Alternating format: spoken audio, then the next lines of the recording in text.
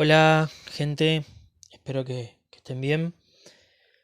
Quería compartir con ustedes este breve video a modo de repaso y contextualización histórica del último de los movimientos que vamos a estar estudiando y trabajando en este periodo 2020 de Literatura Universal 2, que tiene que ver con el posmodernismo. Me gustaría comenzar con esta frase de el filósofo Jean-François Lyotard, que quizás es uno de los principales exponentes de este movimiento, que dice que a pesar de la nostalgia, ni el marxismo ni el liberalismo pueden explicar la actual sociedad posmoderna. Debemos acostumbrarnos a pensar sin moldes ni criterios. Eso mismo es el posmodernismo. Y antes de compartir el desarrollo de esta clase, tenemos que tener en cuenta que para hablar de posmodernismo hay que escapar a la mayoría de los paradigmas y conceptos y teorías que hasta ahora la modernidad había trabajado y había difundido, algunas con éxito, otras con mucho menor éxito, pero se trató de un momento crucial en el siglo XX, después de mediados del siglo XX y lo que tiene que ver con la literatura, ya a partir de la década del 70, pero que viene mucho antes con otras expresiones artísticas. Incluso vamos a ver que la propia literatura comenzó a gestar lo que fue el desarrollo del posmodernismo mucho antes del boom que fue en la década del 70. Y fue la licencia, digamos, entre comillas, que muchos teóricos se tomaron para romper, para escapar a la sistematización, a los esquemas de pensamiento y de razonamiento que la modernidad fue construyendo, fue masificando y sobre todo fue estereotipando al hombre a la hora de, de concebirse como sujeto social, pero además eh, como un preso más, digamos, dentro de hasta sus momentos en donde se creía que estaba disfrutando del mayor de los ocios. Recordemos que esta es la época también donde comienzan a desarrollarse otras ideas centrales dentro de la vanguardia artística y de escuelas de la comunicación, que tiene que ver con la noción de industria cultural, por ejemplo, que trabajó Adorno y Horkheimer, eh, quienes criticaron esta sistematización, perdón, que la industria cultural había comenzado a llevar a cabo luego de la expansión del capitalismo. Pero lo más importante es que después, sobre todo de la Segunda Guerra Mundial, cuando el hombre comenzó a preguntarse para qué sirvió tanta modernidad, para qué sirvió tanta maquinaria, para qué sirvió tanto conocimiento, si no fue más para aniquilarse unos a otros.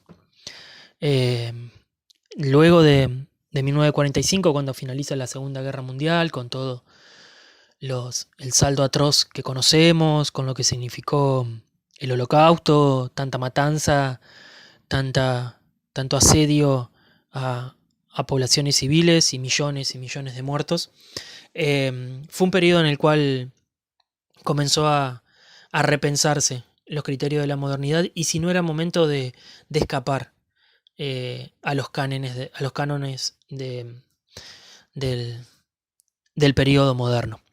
Entonces surge este movimiento artístico, filosófico y político. Entonces, cuando hablamos de posmodernismo, nos estamos refiriendo al movimiento artístico, filosófico y político, surgido, como decíamos anteriormente, una vez finalizada la Segunda Guerra Mundial, y surgió con la idea de superar ese proyecto modernista de principios del siglo XX,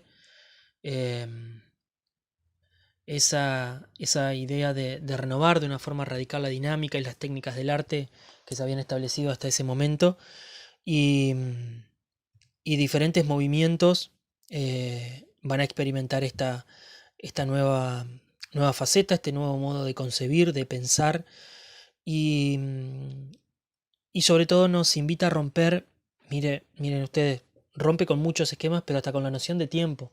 Hasta el día de hoy es imposible y hay muchas discusiones de si existe un periodo determinado del posmodernismo. o incluso a qué se le llama posmodernismo. Vamos a ver más adelante autores como Humberto Eco que nos invitan a pensar si el posmodernismo, en ese afán de ser tan diferente, de romper, de escapar, no terminó de alguna manera también repitiéndose y volviendo a sus antiguas fórmulas y sistematizándose, que es justamente lo que criticó desde un primer momento de la industria cultural y de la modernidad.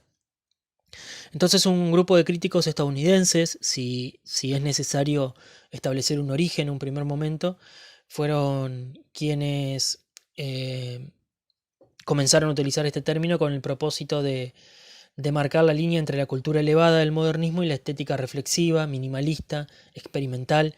Y el periodo modernista va a estar caracterizado por esta idea del hombre más despojado, digamos. Y, y entre sus principales rasgos vamos a distinguir la cultura elevada de vida diaria que efectuaron estos modernistas, es decir, la crítica constante desde el posmodernismo, y ante un nuevo estado de mundo, como decíamos hoy, una de las primeras preguntas que concibió el hombre posmodernista fue ¿para qué nos sirvió tanta, tanta técnica, tanta industria, tanta máquina, tanto avance tecnológico, si no fue para matar, ¿no? Y se genera entonces esta ruptura capitalista y luego del reacomodamiento que van experimentando muchos países europeos luego de la Segunda Guerra Mundial, muchos de ellos que tuvieron que arrancar desde cero, quedaron devastados, como el caso de Alemania, otros que resultaron quizás un poco más favorecidos, como el caso de Inglaterra, por ejemplo. Cada país empezó a experimentar em, estas nuevas expresiones artísticas que tenían que ver con el movimiento postmodernista, que obviamente se oponían, como dijimos, a rasgos característicos del nuevo mundo, de esa modernidad capitalista que eran el conformismo, la comodidad, el espectáculo, que sustituía la vida real, y todas aristas que tienen que ver con esa industria cultural que el capitalismo había masificado, porque no solamente cooptó los bienes y servicios que el hombre necesitaba todos los días para alimentarse, para abrigarse, para poder moverse, sino que también había cooptado y sistematizado hasta su propio ocio. Un rasgo característico de los postmodernistas tiene que ver con esta sensación de fragmentación, esta discontinuidad que se genera en el tiempo, lo que decíamos recién, hasta incluso es imposible estudiarlo si se quiere o concebirlo dentro de un desarrollo lineal.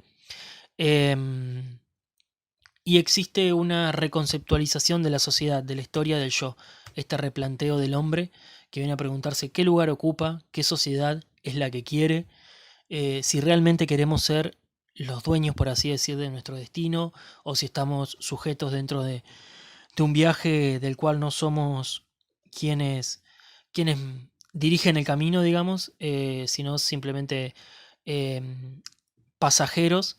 Pero los postmodernistas nos invitaron a romper esos esquemas y a pensar que hay otras realidades y expresiones y de la cultura posibles. La literatura, como decíamos, que estuvo fuertemente anclada luego de la década del 70, se caracterizó como todo movimiento literario que rompió en su momento, como pasó con el Renacimiento, como pasó con el romanticismo, como pasó con otros movimientos. Propuso nuevos estilos, escuelas y géneros. El realismo mágico, el teatro del absurdo y la literatura de protesta política son algunos de los tres géneros, por así decir, que el posmodernismo nos legó.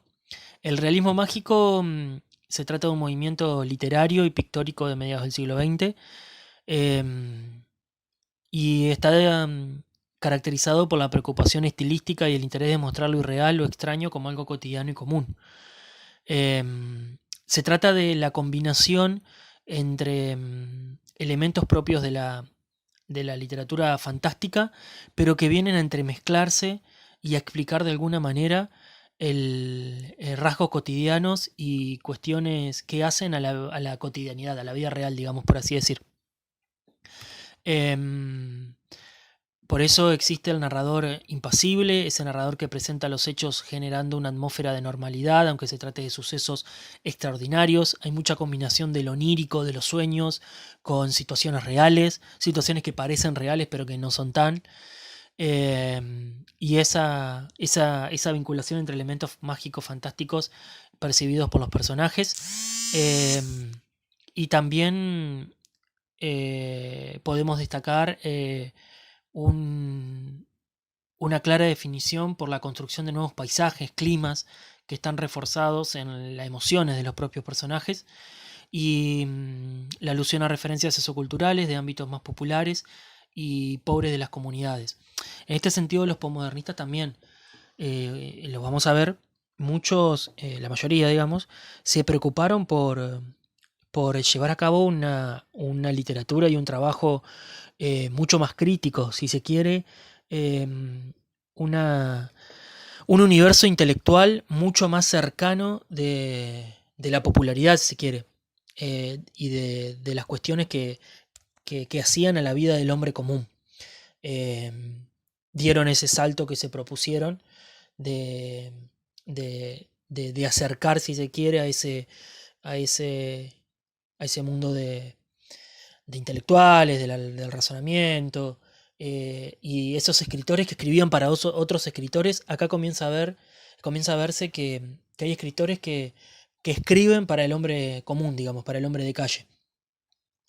Dentro del realismo mágico, uno de los principales exponentes, seguramente recién cuando hacía mención de la característica de combinar lo fantástico con lo real, a más de uno se le ha venido a la mente Jorge Luis Borges, uno de nuestros principales exponentes de la literatura argentina, quizás el más reconocido. Eh, y también podemos nombrar a Alejo Carpentier, por ejemplo. Fueron diferentes autores que propusieron esa ruptura, que proponen otros modos de leer.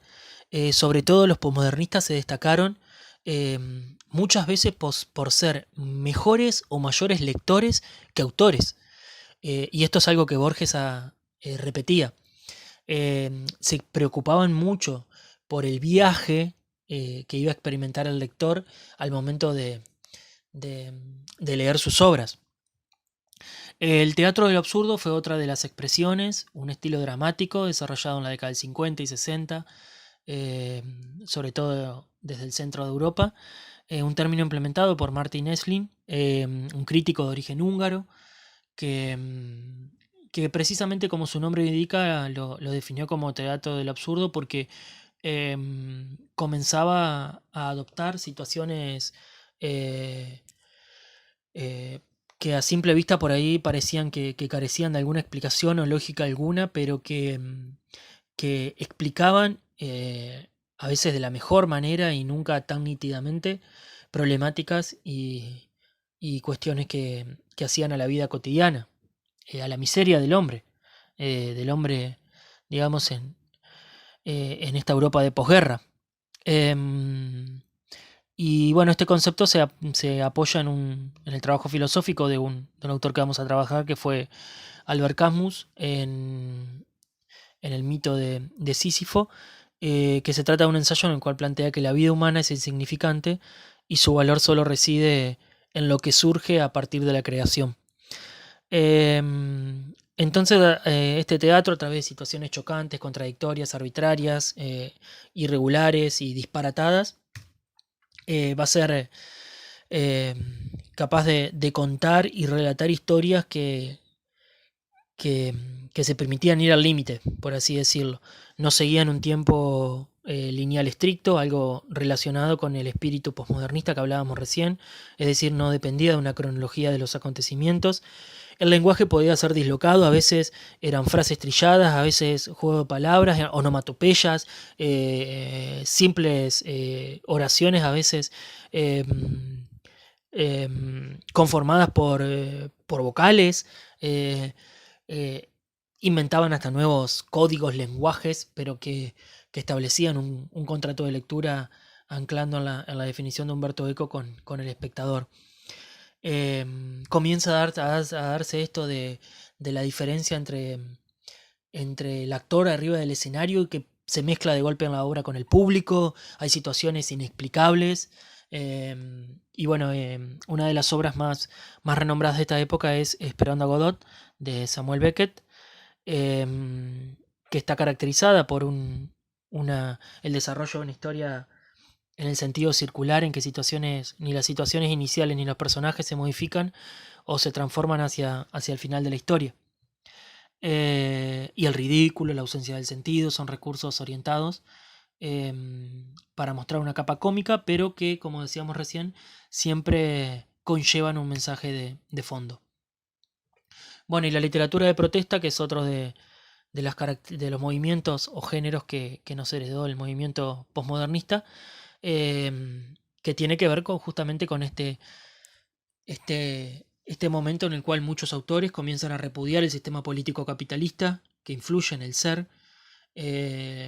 La literatura de la propia conciencia fue explorada a un nivel profundo por un grupo de escritores, sobre todo franceses, que crearon la novela posmoderna, que es un poco hija de esta literatura de protesta.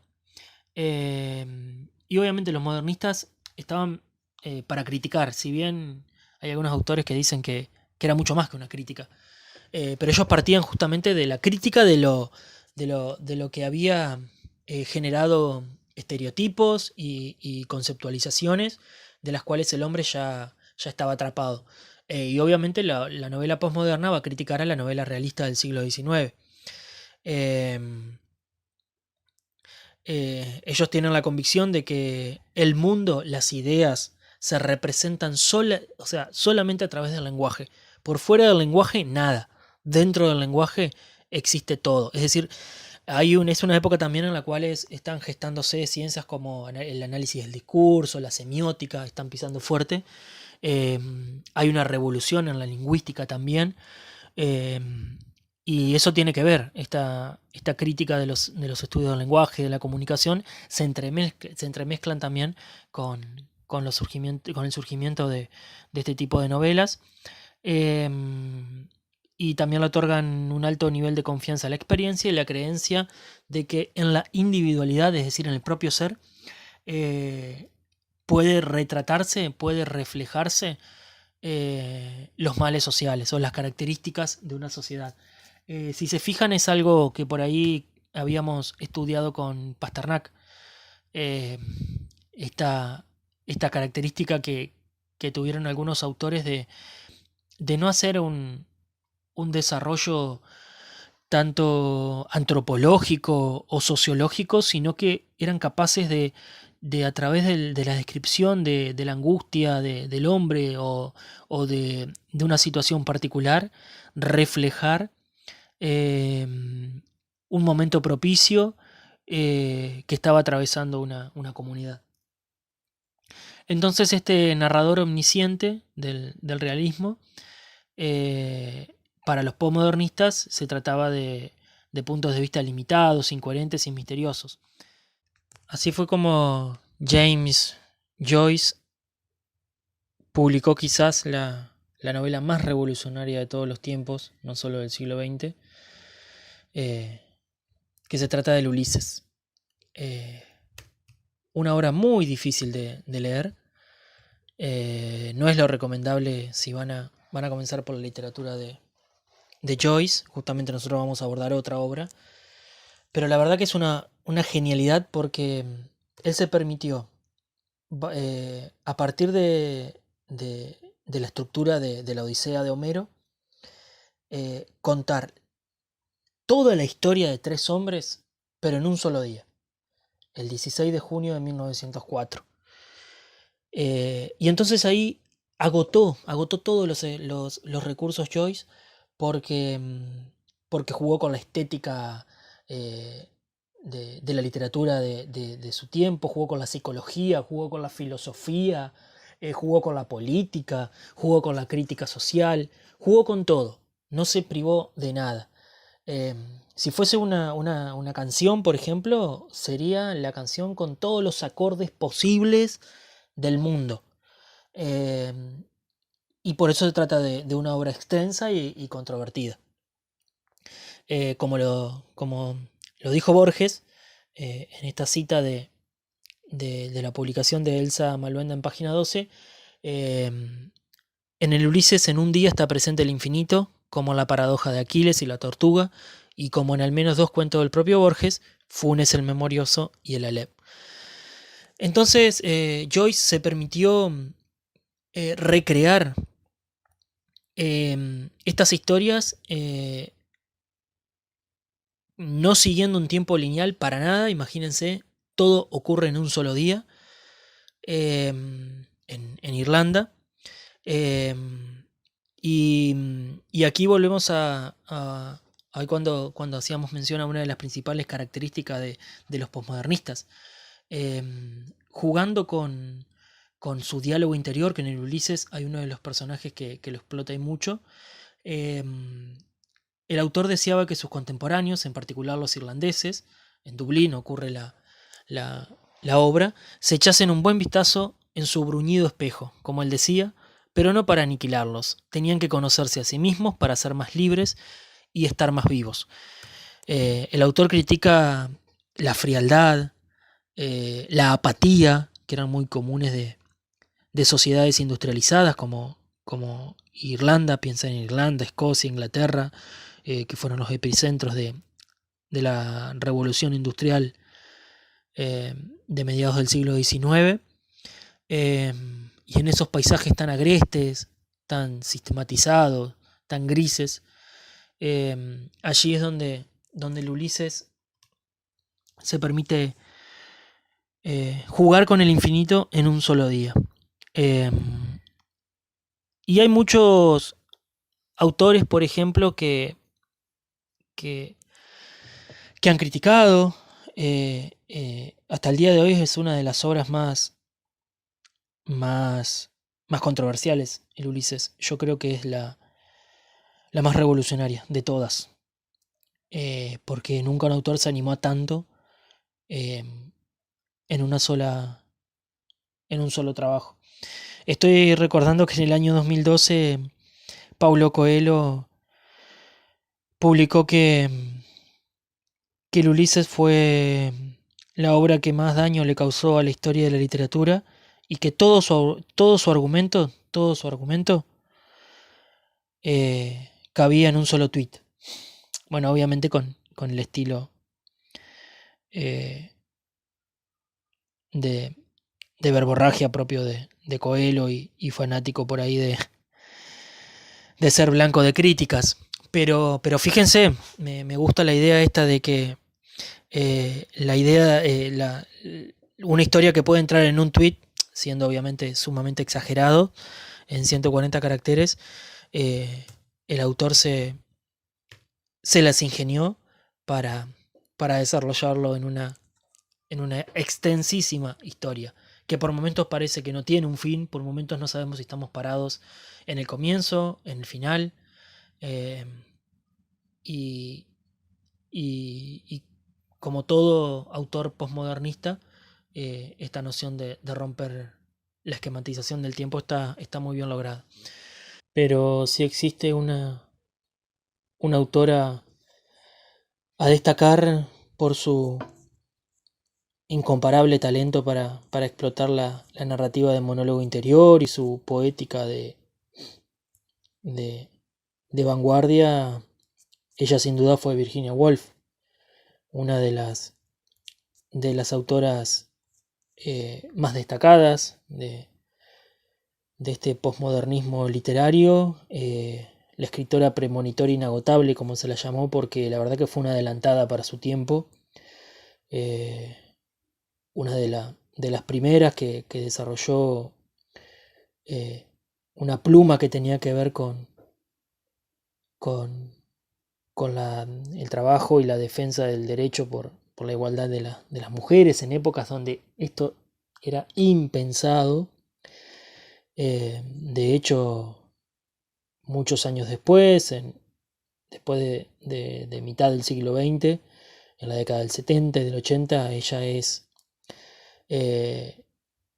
repensada y releída, si se quiere, y la verdad que se convierte en una figura de la literatura feminista, Eh, y sin duda fue una de las escritoras más importantes del siglo XX. Em, su técnica, la verdad que contribuyó en gran medida al desarrollo de la novela moderna. Em, pero la verdad que el trabajo a través de sus ensayos, sus reflexiones, por ahí se encuentra mucho más explotado esta característica del espíritu modernista, de romper con los moldes, con los esquemas, con los estereotipos. Y ella vaya que se rompió porque provenía del seno de una familia muy culta, muy aristocrática. Eh, Nació en Londres en 1882. Su padre era un reconocido y muy respetado crítico literario, historiador, alpinista famoso también. Su madre era de una familia importante de editores. Eh, pero la verdad que un poco la vida que ella tuvo que soportar, ella lo reflejó en sus obras, y de una manera escondida, si se quiere, velada, pero muy autobiográfica sus publicaciones. Eh, Tuvo que soportar abusos sexuales de dos de sus hermanastros, jamás pudo superar la desconfianza hacia los hombres. Eh, en sus tiempos eh, le costó mucho vivir, expresar libremente su sexualidad. Eh, y la verdad que entre sus, sus producciones literarias, una de las obras que no podemos dejar de abordar es Una habitación propia. Eh, Ella se sentó a orillas de un río, pensó en el significado de la libertad y la mujer, y en su cuaderno de apuntes se preguntó: ¿dónde está la verdad? ¿Dónde descansa realmente el espíritu de ser libre? Y con la simpleza más absoluta, eh, ella lo logró eh, encerrar, por así decirlo, en una habitación. Ella se pregunta: ¿por qué las mujeres no tienen una habitación propia? En, eh, en la época que desarrolla, principios del siglo XX, esta obra, Un cuarto propio, una habitación propia también, según la tradición, es un clásico de la literatura feminista y está basada en dos de sus conferencias brindadas en 1928.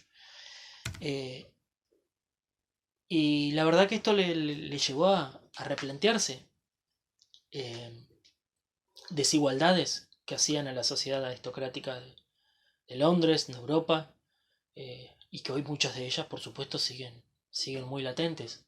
¿Por qué los hombres bebían vino y las mujeres agua? ¿Por qué era un sexo tan próspero y otro tan pobre? ¿Qué efecto tenía la pobreza sobre, las mujeres? ¿Por qué no podían publicar sus propias novelas? Todas las desigualdades y las prohibiciones que, que pesaban sobre la mujer, sobre todo en esa sociedad tan machista, tan patriarcal. Eh, y a través de la lucha por un cuarto propio, la verdad que ella eh, refleja lo que es la lucha de movimientos y colectivos sociales que vinieron mucho tiempo después. Por eso fue una persona muy adelantada a su época. Eh,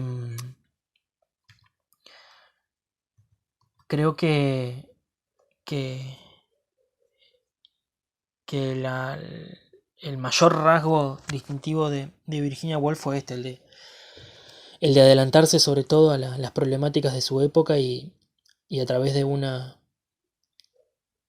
pluma sumamente creativa, pero por demás inteligente, eh, llevó a cabo la bandera de una protesta, de una crítica, de una lucha por la libertad y la igualdad muy sola, obviamente, en su época.